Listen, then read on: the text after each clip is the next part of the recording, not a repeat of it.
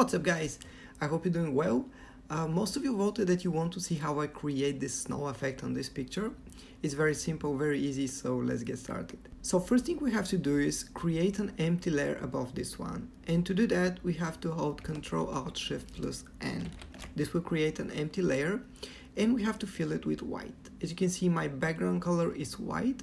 So to fill this layer with my background color, we have to click Ctrl plus Backspace. From here, all we have to do is just double click right next to the layer label, and when this dialog open, all we have to do is just drag the slider to the right, and as you can see, the snow starts to show, but it looks fake. And to make this more soft and make this transition more beautiful, all we have to do is just Alt plus click on the same slider.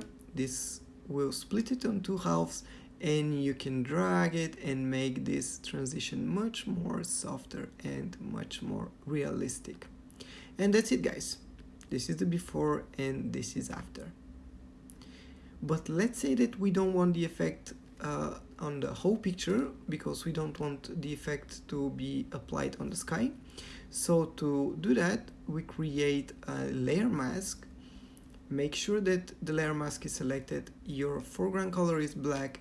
I'm using a 10% flow, and with my Wacom tablet I'm painting on the layer mask, and I'm just removing the effect on the sky. As you can see, nothing special, just removing the effect.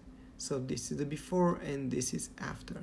So let me explain how this works, so you know, and you can use it for different effects.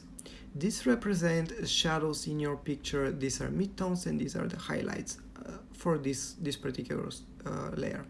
So if we move the slider to the right, we are actually telling the Photoshop that the upper layer, the layer above, will affect only this part. It will not affect the shadows and the midtones, and we want our snow to be affecting only highlights and the midtones. We don't want to be affecting our shadows. So by moving this slider to the right, we are telling Photoshop how much of the shadows to be protected, and by alt clicking, we are making this transition softer and it looks much more nice. You can do this the opposite thing. If you want the effect to be only on the shadows and the highlights and the midtones, you want to protect the highlights, you move your slider and you decided how much of your highlights will be protected, and you can do the same thing. It doesn't look good for this example, but you get the idea. You can also do the effect for the different channel, but for this tutorial we don't need to know about this. Maybe I'll do in the future more complicated tutorial. But for now, this is all you have to know. Let me go back to the same, something like the settings. And that's it guys. I hope this was helpful for you, and I hope you learned something. If you have any question, don't hesitate to ask me. I'm here for you, and thanks for watching guys. See you next time.